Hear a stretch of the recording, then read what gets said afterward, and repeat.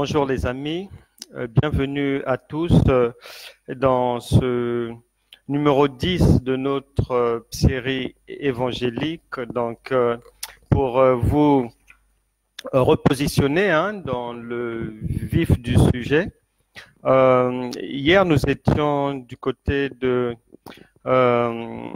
l'Île-de-France, très précisément dans le secteur de Cergy, avec Innocent. Donc, on était avec Innocent hier et aujourd'hui, on va aller rejoindre au Vieux-Outa. Bonjour, sois béni. Tu es le bienvenu.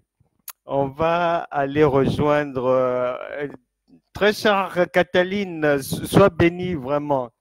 On va aller rejoindre Kimia et du côté de Bruxelles. Donc, nous suivons toujours ce feuilleton et la trace de Kimia aussi qu'on avait laissé chez elle au 17 rue de la Toison d'Or à Bruxelles, où elle s'est enfermée après son échec cuisant du côté de Manchester, où elle n'a pas pu aller au bout de son projet de mariage.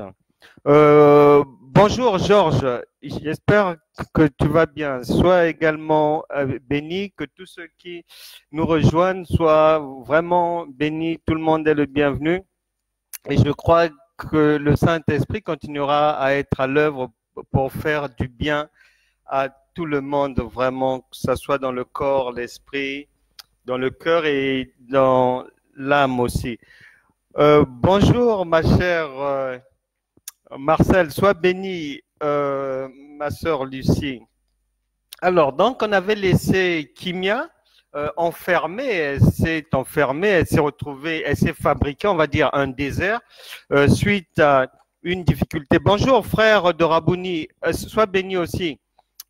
Kimia s'est fabriqué un désert chez elle, enfermée, à Bruxelles, 17 rue de la Toison d'Or. Elle essaie de refaire le monde.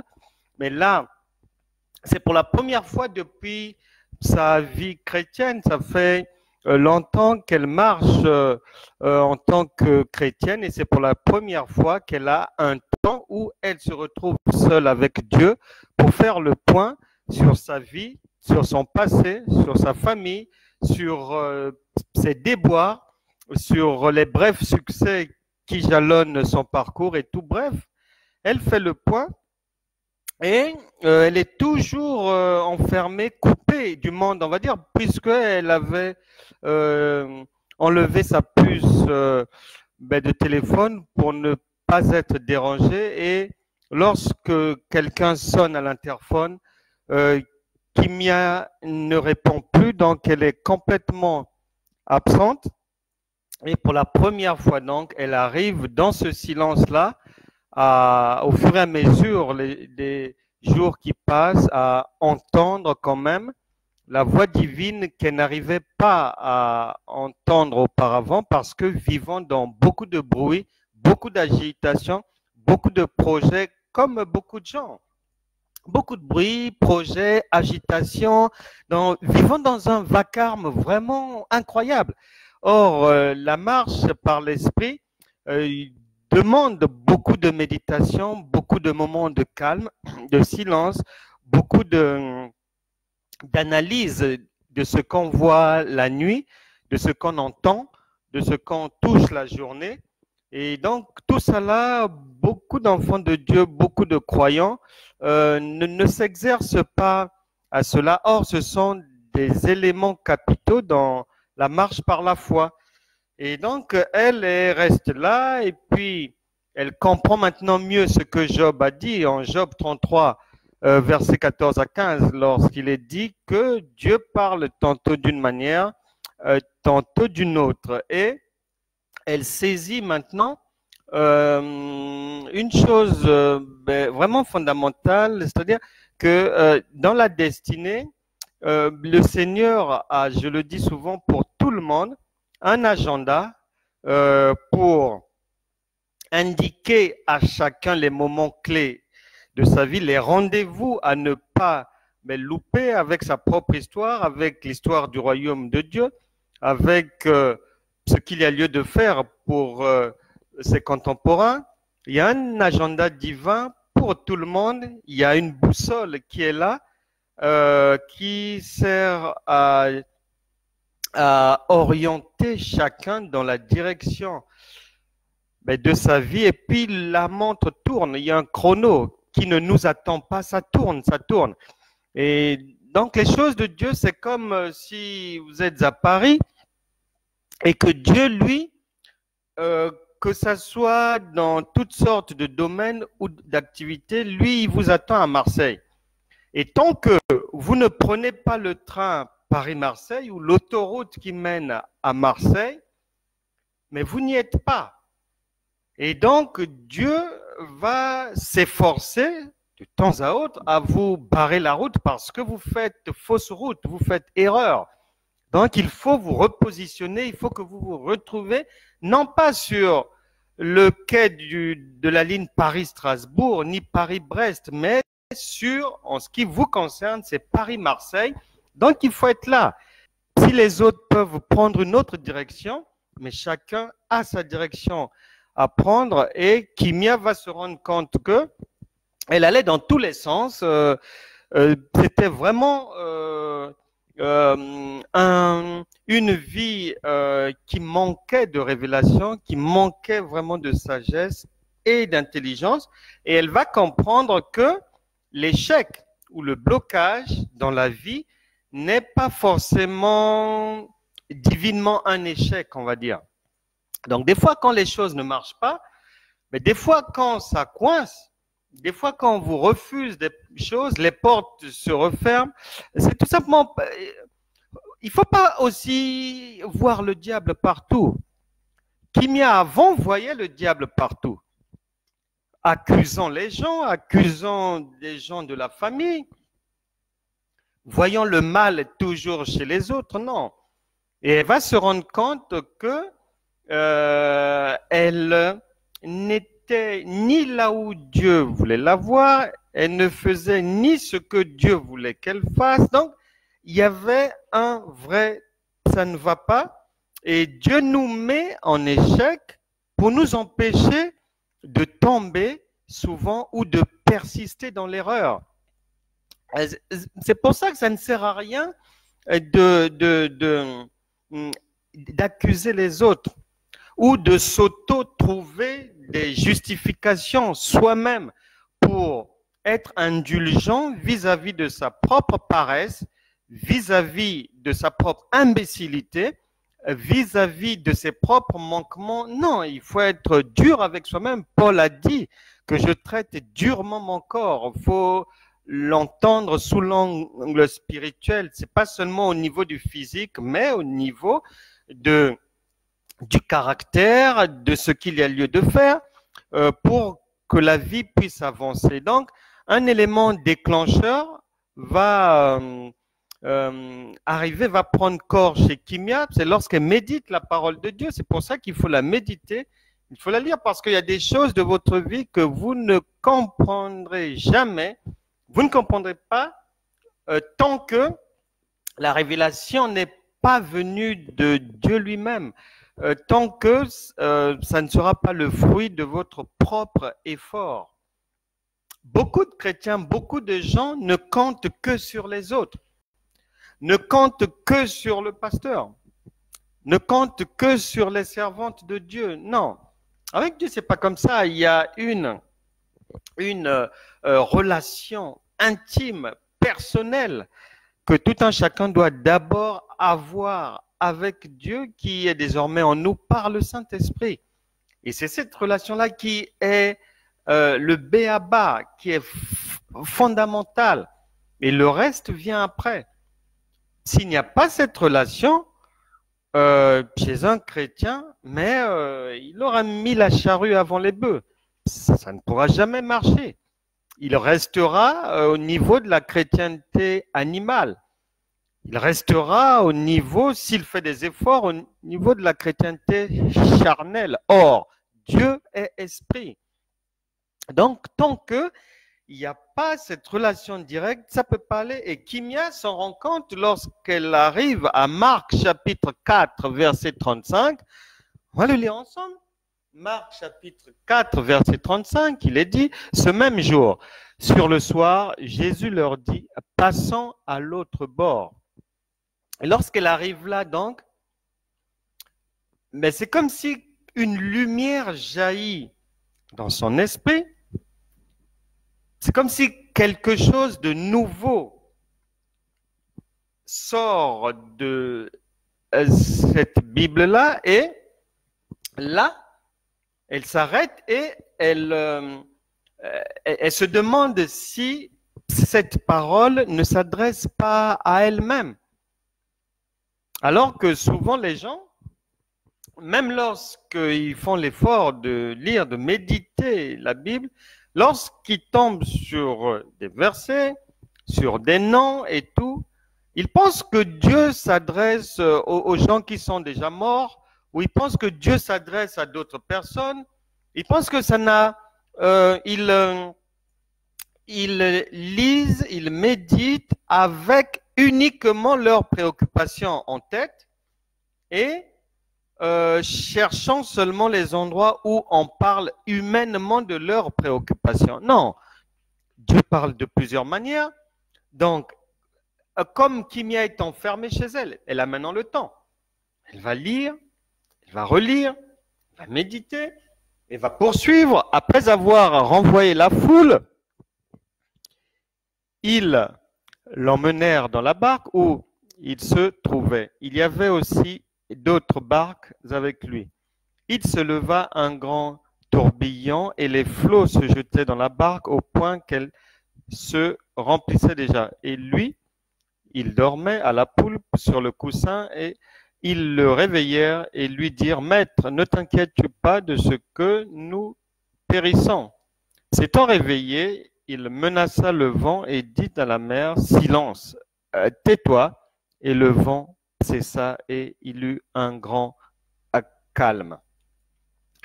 Kimia donc va lire, relire. Souvent les gens lisent vite et je me rends en général compte que beaucoup de gens, lorsque je leur demande de lire un verset ou quoi, je sens bien qu'en lisant, ils ne comprennent pas ce que Dieu veut dire. Parce qu'ils lisent rapidement et ils lisent de manière charnelle. Non, il faut lire lentement pour saisir la profondeur du message, pour pouvoir percevoir la glace du miroir qui nous est destinée et pas à une autre personne. Et là, Kimia se rend compte que, comme Jésus, elle a renvoyé la foule, elle est seule, elle n'a pas de bruit, elle n'est embêtée par personne. Et donc, elle va méditer ce passage, méditer, et quelque chose lui dit que passant à l'autre bord, on dirait que le Seigneur lui parle. Et là, Dieu est vraiment bon, il est merveilleux. Quiconque cherche vraiment Dieu avec un cœur qui n'est pas entaché de convoitise, qui n'est pas entaché d'extravagance, qui n'est pas entaché de l'amour de l'argent, de l'amour du monde, du m'as-tu vu, quelqu'un qui cherche Dieu avec un cœur vraiment sincère, il va bénéficier de la parole de Dieu, Romains chapitre 10, verset 13, qui dit que quiconque invoquera le nom du Seigneur sera sauvé. Et c'est ce qui va arriver à Kimia pendant qu'elle médite les versets de Marc 4 à partir du verset 35 jusqu'à 41. Un vieux souvenir lui revient en tête. Le souvenir d'un songe qu'elle avait fait il y a plusieurs années de cela. Et quand c'est comme ça, c'est Dieu, c'est le Saint-Esprit qui est en elle, qui lui vient en aide, qui lui vient au secours. C'est pour ça qu'il est dit, cherchez et vous trouverez. Si vous frappez, Dieu va ouvrir. Donc, un songe lui revient en tête, un vieux songe. Dans ce songe-là, parce qu'à l'époque, ce que je ne vous ai pas dit, Kimia, elle habitait d'abord à Paris. Et elle était partie du côté de Bruxelles parce que sa meilleure amie, on peut dire maintenant ex-meilleure amie, Mado, était partie du côté de Bruxelles ouvrir un salon de coiffure. Donc, dans cette dynamique, Kimia avait suivi la camarade là-bas à Bruxelles, elle aussi, et c'est comme ça que dans le passé, elle s'était installée du côté de Bruxelles. Mais dans ce songe-là, elle se voyait, le songe qui lui revient ce jour-là à l'esprit, elle se voyait en train de traverser la frontière de la France. Et lorsqu'elle avait traversé cette frontière-là, elle s'était retrouvée du côté de la Belgique. Et étrangement, dans le songe, lorsqu'elle s'est retrouvée du côté belge, le sol est devenu vraiment pâteux. Et donc, elle avait maintenant du mal à marcher dans des espèces de marécages et tout, mais uniquement du côté belge, pas français. Et elle s'était réveillée. Bon, à l'époque, elle n'avait pas compris grand-chose. La pensée, l'interprétation, la marche chrétienne était purement charnelle, rien à voir avec l'esprit. Et donc, elle n'avait pas compris. Et c'est dans cette période-là qu'elle avait déménagé de Paris à Bruxelles. Et ce jour-là, lorsque ce songe lui revient en tête, vieux de plusieurs années, elle va, le Saint-Esprit va l'aider. Elle va comprendre en fait que par ce songe, le Saint-Esprit lui conseillait de ne pas aller en Belgique, que ce n'était pas une terre favorable pour elle. C'est pour ça que lorsque vous prenez la parole de Dieu de manière brute, vous prenez par exemple Josué chapitre 1, là-bas il est dit que tout lieu que foulera la plante de tes pieds, je te le donne. Et les gens prennent ça, se calant sur cette parole de Dieu, font des déplacements, vont à gauche, à droite, ou vont s'engager dans plein de trucs. Mais Dieu ne fonctionne pas comme ça. Ça, c'est la parole de Dieu générale. C'est un canevas qui est posé. Et après, il faut, pour les grandes choses de la vie, pour les grandes décisions, pour engager sa vie dans une orientation décisive, pour engager sa famille, engager ses enfants, engager sa destinée dans une voie.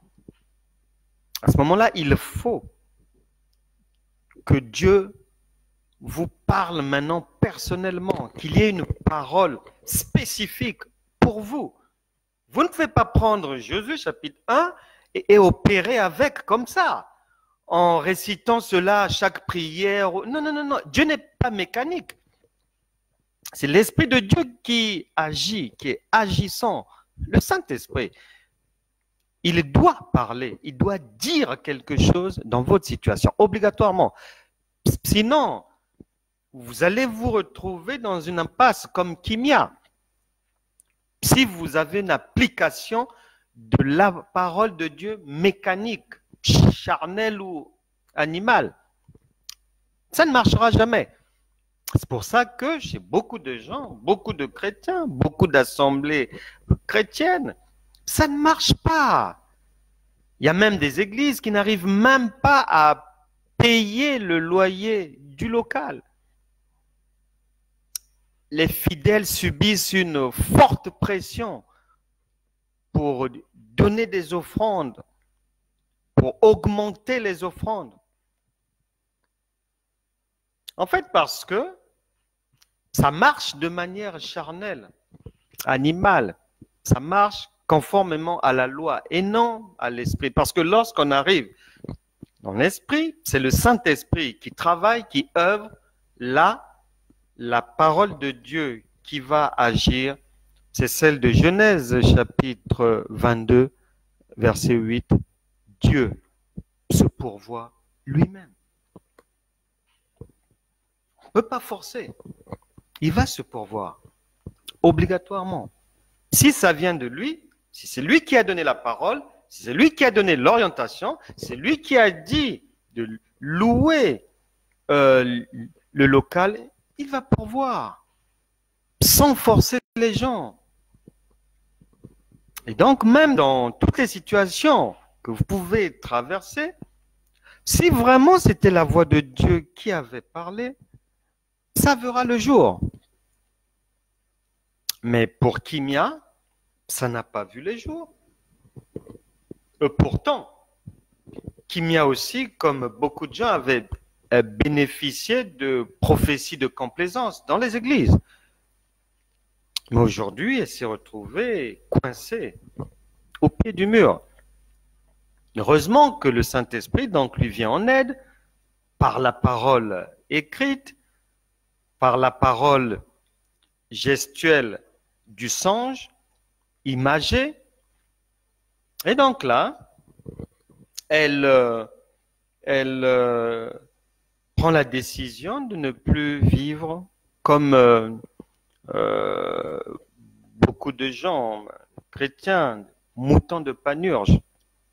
Elle comprend certaines choses qu'elle ne comprenait pas avant. Elle comprend que la marche chrétienne, elle comprend que chaque être humain, que ça soit dans l'assemblée des saints ou à l'extérieur dans la vie de tous les jours, chaque personne, chaque être humain est particulier. Même les jumeaux ne sont pas identiques. La science l'a démontré. Donc chacun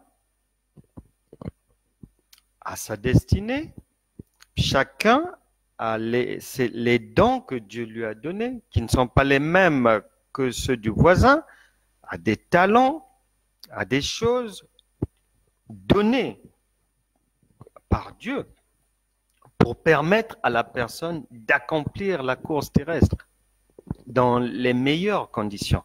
Malheureusement, que ce soit beaucoup d'enseignements des assemblées ou que ce soit dans la répétition des choses de manière mécanique, les gens répètent beaucoup d'erreurs. Beaucoup d'erreurs. Et ces choses-là ne peuvent pas permettre à quelqu'un d'avancer. Non, ce n'est pas possible. Moïse, avant Moïse, personne n'avait ouvert la mer Rouge. Josué, avant Josué, et Josué n'a jamais vu Moïse faire une prière pour ordonner au soleil et à la lune de s'arrêter. C'est quelque chose que Dieu avait planté en lui seulement et qui devait sortir au temps convenable. On ne connaît personne avant le prophète Élie qui ait pu interdire à la pluie de tomber pendant 3 ans et 6 mois. Personne. On ne connaît personne qui, avant le prophète Élisée, et pourtant il y avait des hommes de Dieu, on ne connaît personne qui ait pu enlever la malédiction sur toute une ville, sur toute une communauté. Personne ne l'a fait avant lui. On ne connaît aucune personne, aucune servante de Dieu, aucun serviteur de Dieu, dont les ossements ont pu ressusciter un mort. Mais, en 2 Rois, chapitre 13, versets 20 à 21, les ossements du prophète Élisée ont ramené la vie à un corps, le corps d'un mort qu'on avait jeté là où se trouvaient les ossements d'Élisée. Bref, de la Genèse à l'Apocalypse, il n'existe pas, je cherche toujours, un miracle venant de Dieu qui a été fait 2 fois de la même manière. Malheureusement, dans la galaxie chrétienne, on veut reproduire les mêmes choses, prier de la même manière, chasser les démons de la même manière, refaire les mêmes choses. Ça ne peut pas marcher. Puisque Dieu est multisystème, fait les choses différemment. Et je m'interroge toujours. Jusqu'aujourd'hui, je poursuis des recherches. Je n'ai jamais vu Jésus-Christ prier pour quelqu'un qui s'est présenté devant lui avec un problème, avec une situation. Jamais, je cherche encore, je cherche. Si quelqu'un trouve, qu'il me donne les indications, les précisions, et puis j'aurai appris quelque chose. Mais c'est à se demander, mais pourquoi les gens, quand il y a une situation, se jettent systématiquement dans la prière au lieu d'appliquer le modèle de Christ?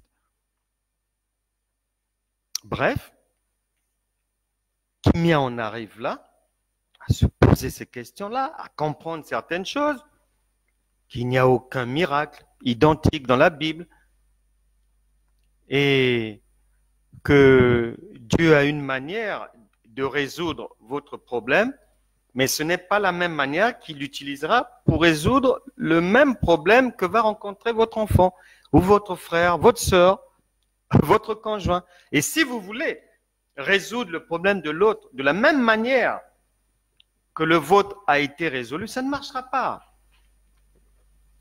Ça ne marchera pas. Donc, Kimia comprend que Dieu ne fait pas les choses de la même manière, ni au même endroit, ni avec, il n'utilise pas forcément les mêmes personnes. Et c'est pour ça que vous pouvez être dans une assemblée chrétienne, Dieu ne passera pas, je peux même dire, il ne passera pas souvent par votre pasteur pour apporter la solution à votre problème. Parce qu'il tient à ce que l'orgueil de l'homme ne puisse pas grandir. Donc Dieu met un bémol. À chaque fois qu'il permet à quelqu'un de faire quelque chose, il va mettre des garde-fous pour empêcher que le vin négatif puisse grimper. Et donc là, sur la base de cette parole de Dieu, écrite, Marc chapitre 4, verset 35, et les autres versets, sur la base de ce songe que le Saint-Esprit lui ramène à l'esprit, Kimia prend la décision de passer de l'autre bord. Et passer de l'autre bord pour elle. Vu que sa réputation à Bruxelles a été enterrée, son ex-camarade Mado s'est chargé de finir sa carrière, si on peut dire, à Bruxelles. Toute la Belgique, un peu partout, tout le monde sait que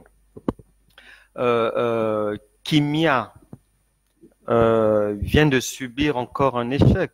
Les gens disent qu'elle est maudite. Beaucoup de choses. Et d'autres disent qu'elle s'est mal comportée dans son parcours, puisqu'elle a eu des copains. Donc, est-ce que sa conduite là-bas a été pacifique? Donc, ça parle dans Bruxelles. Et donc, elle prend la décision de passer de l'autre bord. Et là, elle va d'abord se rassurer, avoir la confirmation que Dieu lui a donné cette parole le spécifique. Et là, elle va se souvenir, et elle va méditer encore, que Dieu avait donné une parole spécifique à Abraham pour lui dire de se déplacer, à Isaac pour lui dire de ne pas bouger, Jacob, Dieu lui a parlé en songe aussi, avec la vision de l'échelle, entre autres. David recevait les messages de Dieu à travers des songes. Salomon, Joseph, Gédéon, Juge, chapitre 6, verset 12. Mais Gédéon était un homme de rien, selon lui. Mais le Seigneur va se révéler à lui, va venir lui donner des instructions, malgré que lui n'avait jamais pensé à ça, n'était pas prêt à quoi que ce soit, se trouvait comme pratiquement inutile. Mais le Saint-Esprit va le choisir et lui dire ceci, Juge chapitre 6, verset 12, l'ange de l'Éternel lui apparut et lui dit, l'Éternel est avec toi, vaillant héros, alors que lui-même se trouvait vraiment comme un homme vil. Verset 14, l'Éternel se tourna vers lui et dit, va avec cette force que tu as et délivre Israël de la main de Madian, n'est-ce pas moi qui t'envoie? Et au verset 25, il est dit, verset 25, dans la même nuit, l'Éternel dit à Gédéon, prends le jeune taureau de ton père et un second taureau de 7 ans.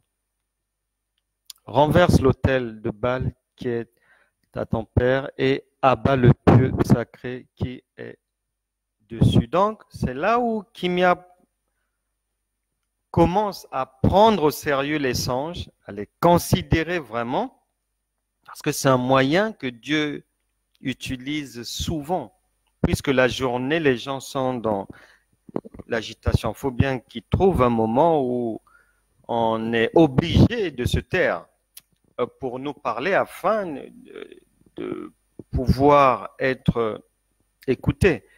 Et Kimia passe par le roi Nebuchadnezzar, lui aussi, Dieu s'était révélé à lui en songe, Daniel, l'apôtre Paul, Actes chapitre 27, verset 23, et la mère de notre Seigneur Jésus, Marie, en Luc chapitre 1, verset 35, elle aussi avait reçu une visitation divine en songe.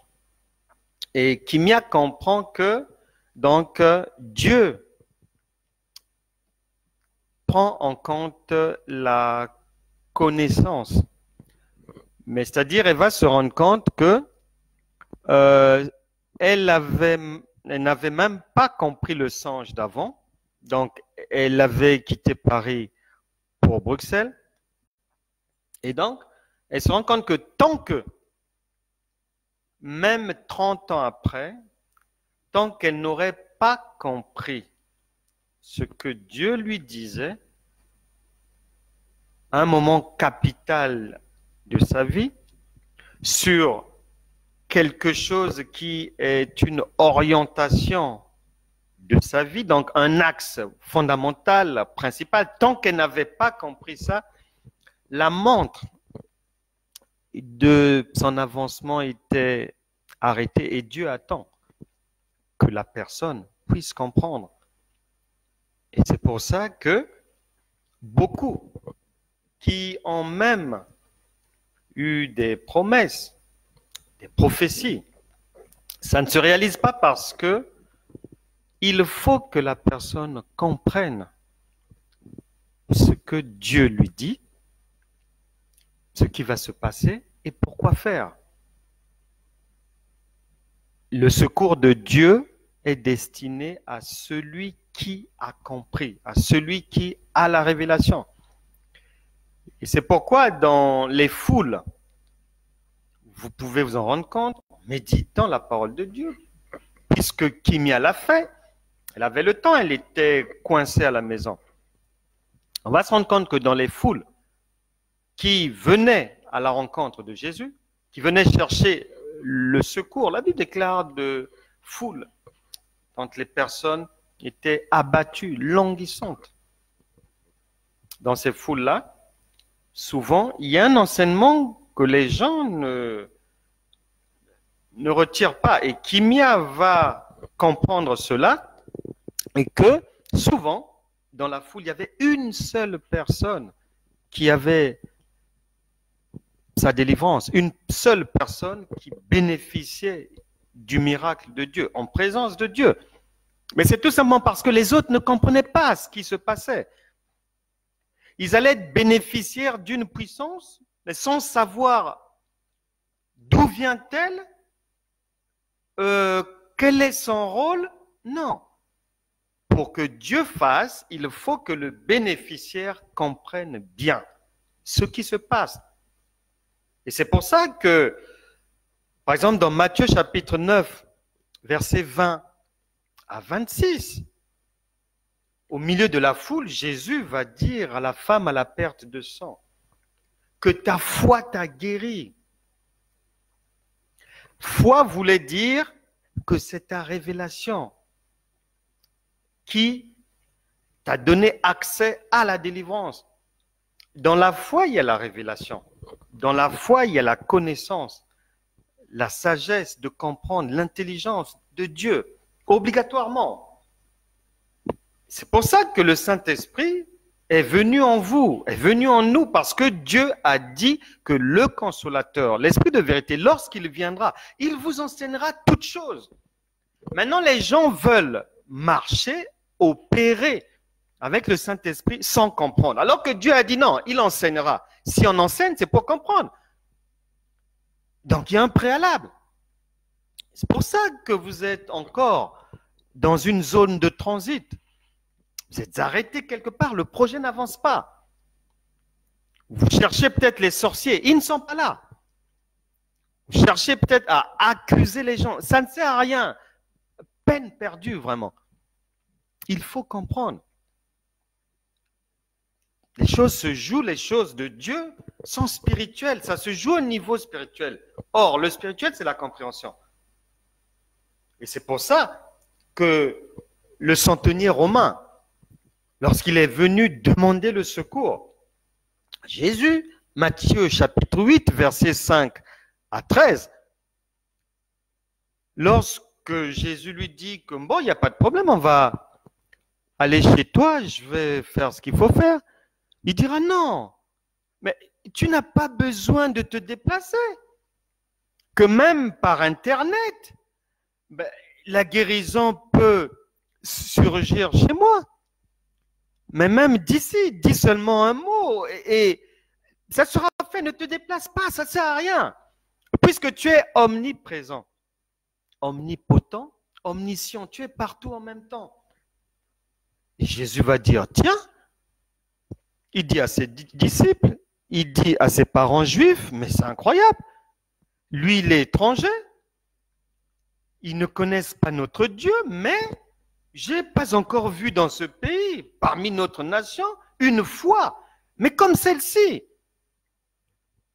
Il a hissé sa foi au niveau de Dieu. C'est pour ça qu'il est dit, ayez la foi de Dieu. C'est pour ça que Jésus lui dira, mais si c'est comme ça, puisque tu as tout compris mais du fonctionnement du royaume de Dieu, mais qu'il te soit fait selon ta foi. C'est là où Dieu attend les gens, au niveau de la compréhension spirituelle de ce que Dieu veut faire, de ce que Dieu fait, de ce qu'il vous demande de faire et de l'orientation qu'il vous demande de prendre. C'est là où il vous attend. Mais tant que vous n'y arrivez pas, il attend. Vous aurez beau jeûner, prier, mais s'il n'y a pas la compréhension, mais c'est peine perdue. Pierre, Matthieu chapitre 16, verset 17, Jésus pose une question aux gens qu'il est en train de former. Il n'y a que Pierre qui trouve la bonne réponse en disant non, mais tu es le Christ, le Fils du Dieu vivant. C'est là où Jésus dit, mais que ce ne sont pas la chair ni le sang. Donc, ce n'est pas un homme. C'est impossible que tu l'aies appris d'un homme. C'est du Saint-Esprit. Maintenant, ce Saint-Esprit est en vous pour vous donner la connaissance. Parce qu'il n'y a pas de puissance sans connaissance. Non, c'est faux. C'est du mensonge. La puissance de Dieu, elle fonctionne en vertu de la connaissance.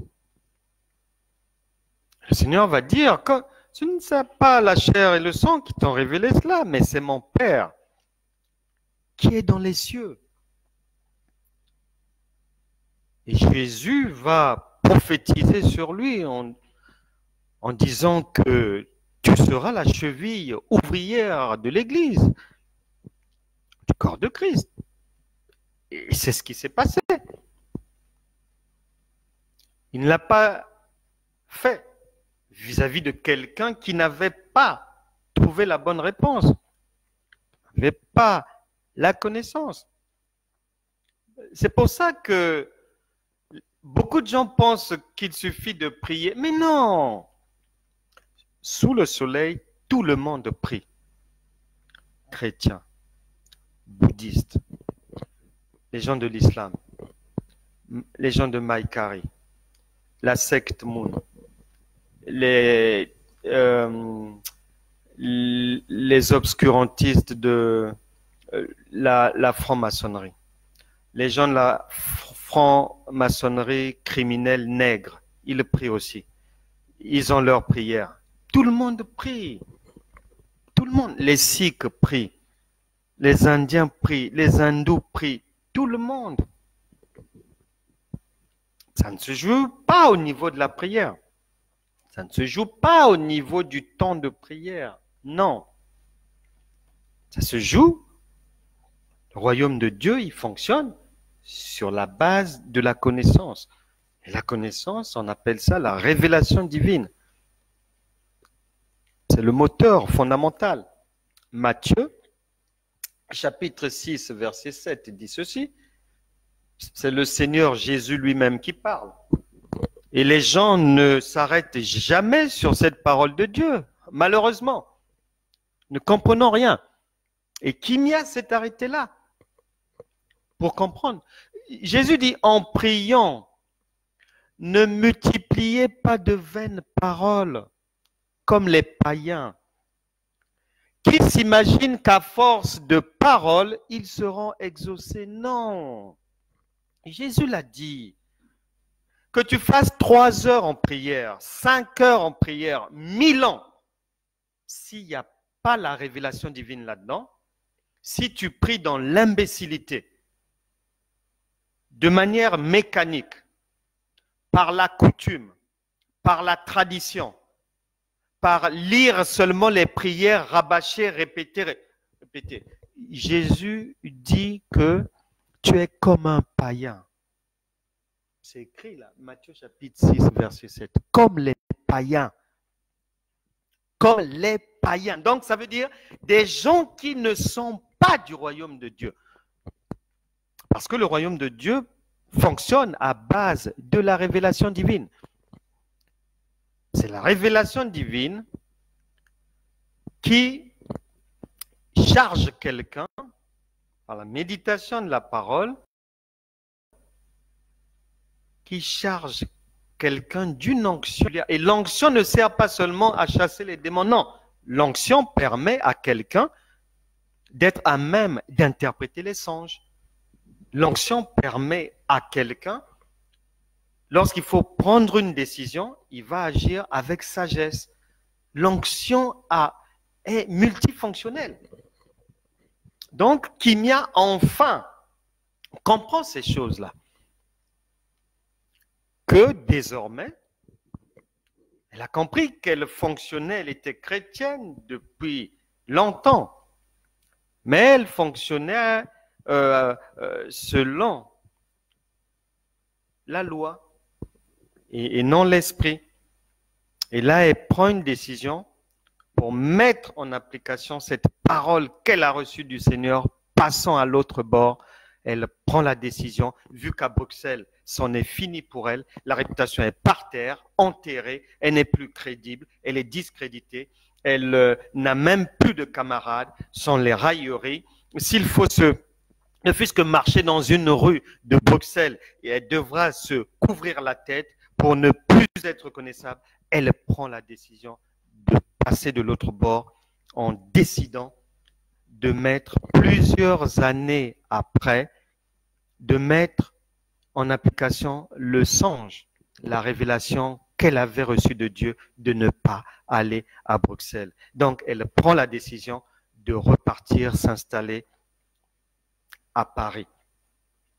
Et l'un des enseignements à retenir aussi, à ce stade du périple, du parcours de Kimia, c'est que, en fait, Mado, l'ex-meilleure copine, qui en a fini avec la réputation de Kimia, en fait, Mado a été un instrument utilisé par Dieu pour réajuster la marche de Kimia.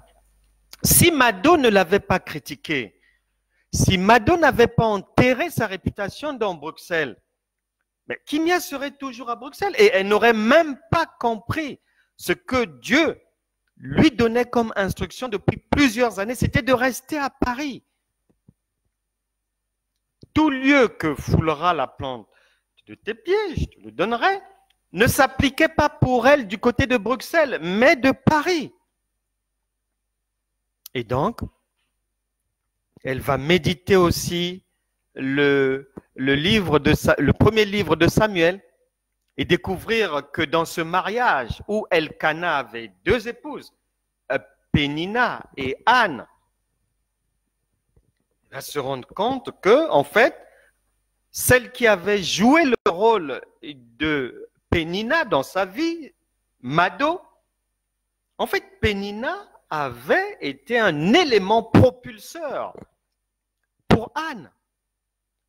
Si peut-être il n'y avait pas eu Pénina, Anne n'aurait pas changé sa manière de prier.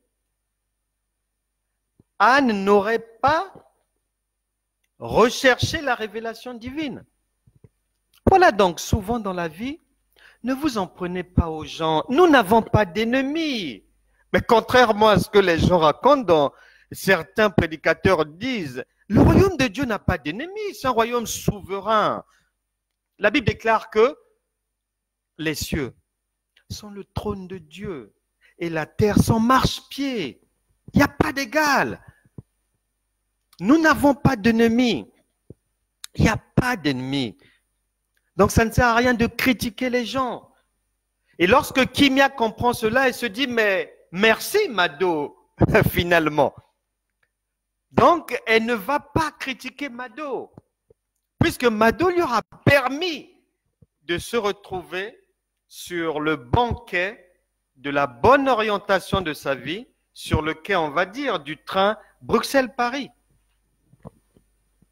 Et la Bible déclare, même si vous traversez des tribulations, même si on vous a trahi, mais ce n'est pas un problème, puisque Jésus nous a bien dit, et il nous le dit continuellement par le Saint-Esprit, que vous aurez des tribulations dans le monde. Donc, ce sont les problèmes qui se dressent devant nous. Ce n'est pas étrange. Ne trouvez pas étrange d'être dans des problèmes, non. Jésus a dit, vous aurez des tribulations, mais prenez courage, car j'ai vaincu le monde. Et quand il dit j'ai vaincu le monde, il est devenu Saint-Esprit et le Saint-Esprit est maintenant en chacun de nous. Donc, nous sommes rattachés directement de ce fait à Romains chapitre 8, verset 37 qui dit « Mais dans toutes ces choses que nous pouvons traverser, difficultés que ce soit dans le domaine de la santé, des finances et autres, la voiture qui tombe mal en tout le temps, dans toutes ces choses, nous sommes plus que vainqueurs. » C'est pour ça qu'on ne doit pas s'alarmer. On ne doit pas regarder vers les adversaires ou les pseudo-ennemis. Non, nous sommes dans un royaume victorieux, le royaume de Dieu, qui a pour objectif, par le Saint-Esprit, que les enfants de Dieu que nous sommes, nous puissions imposer la vérité divine dans ce monde, dans cette réalité corrompue de ce monde. Nous sommes plus que vainqueurs. Et lorsque la parole de Dieu dit que nous sommes plus que vainqueurs, mais ce ne sont pas des paroles en l'air, c'est réel. Prenez courage, j'ai vaincu le monde. Donc, il est maintenant en nous par le Saint-Esprit pour vaincre le monde. Et c'est comme ça, ayant compris tout cela, ayant compris qu'elle marchait dans une fausse marche chrétienne, Kimia décide de passer de l'autre bord. Elle fait ses bagages. Elle se débarrasse de son appartement du 17 rue de la Toison d'Or à Bruxelles rapidement, fait ses bagages, prend un Uber qui de Bruxelles l'emmène à la frontière au niveau de Péroué. De Péroué, elle avait déjà planifié un autre Uber qui va la faire passer par Vieux-Condé sur l'Escaut, Condé sur l'Escaut, les communes de Vic, Valenciennes, autoroute A2, jonction sur l'autoroute A1, Lille-Paris, et elle arrive en région parisienne. Il est 11h32, le 30 octobre. Ici prend fin notre séquence d'aujourd'hui. On se retrouvera mais demain pour ce que le Saint-Esprit voudra encore nous enseigner à travers ce marathon, à travers ce périple, à travers les vies de Kimia d'un côté et d'Innocent. Donc nous quittons aujourd'hui à 11h32 Kimia à Paris et on se retrouve demain. Que Dieu bénisse tout le monde, que Dieu bénisse sa parole, qu'il vous fasse beaucoup de bien, que le Saint-Esprit continue à vous éclairer nuit et jour et que chacun soit délivré de toute angoisse, que la délivrance vous visite dans tout domaine de vos vies, mais soyez fidèles, partagez ces éléments, invitez vos proches, invitez des amis, parce que vous ne savez pas comment Dieu peut les sauver, les aider, les délivrer. La Bible déclare que la main de l'Éternel n'est pas trop courte pour sauver, pour délivrer, mais quiconque. Que Dieu vous bénisse. On se retrouve demain. Il sera 13h à Paris. Au revoir.